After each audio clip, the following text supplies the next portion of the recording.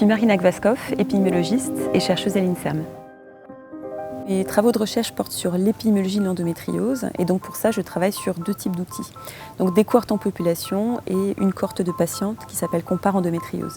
Les cohortes en population, ce sont des groupes de participants, comme vous et moi, qui acceptent de participer à la recherche. Grâce à ces données, on va pouvoir mettre en relation différentes expositions avec le risque de certaines pathologies. Et donc là, en l'occurrence, le risque d'endométriose. La cohorte de patientes va nous permettre de répondre à d'autres questions, et en particulier, quels sont les facteurs de progression de la maladie.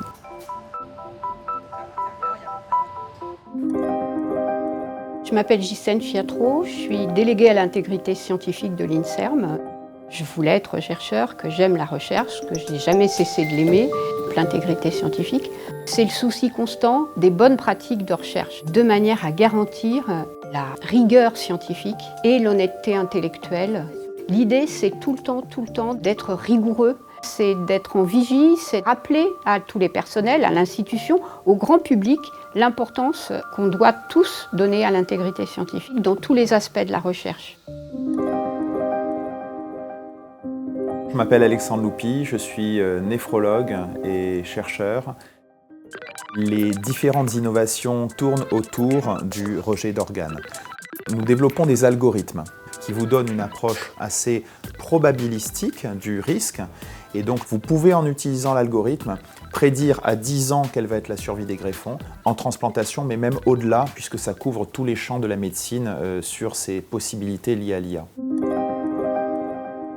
Je suis Thomas Baumert, chercheur et médecin, spécialiste pour les maladies du foie.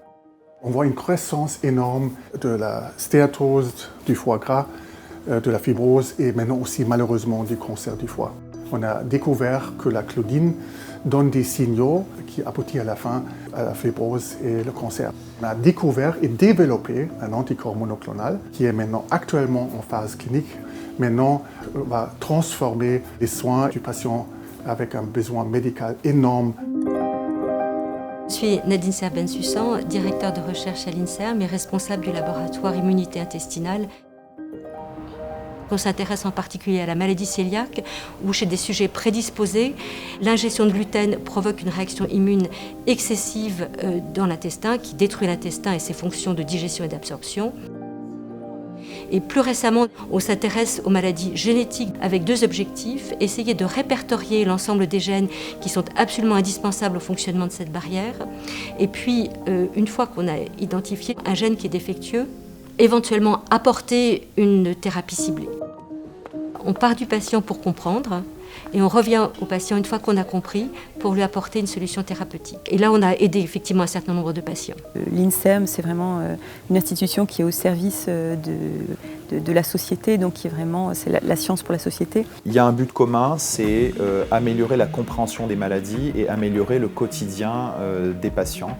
Le prix INSERM, c'est vraiment un prix d'équipe. Une grande équipe avec des spécialités complémentaires pour le but commun d'améliorer les soins des patients. Ce qui vraiment, personnellement, me motive, me plaît, c'est d'être à côté des chercheurs et du côté de la recherche. Moi, je crois très fortement au collectif, que ce soit au niveau de l'équipe, de l'institut. En tout cas, au sein de l'équipe, c'est sûr qu'on ne fait rien tout seul. Les personnes venant du domaine de l'immunologie, venant du domaine des mathématiques, de la physique, venant de la bioinformatique. Plus on a de diversité, plus on s'enrichit, plus on a d'idées qui vont dans le bon sens.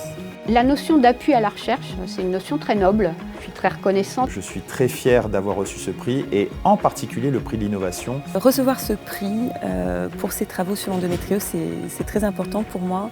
C'est une grande fierté pour notre équipe d'être reconnue par ce prix très prestigieux de l'INSERM. Ma maison, c'est l'INSERM. C'est l'INSERM qui m'a donné un poste, qui m'a donné la possibilité de faire une recherche très libre. Et puis, c'est l'INSERM qui me donne ce prix, à vrai dire, aussi, dont je suis très reconnaissante.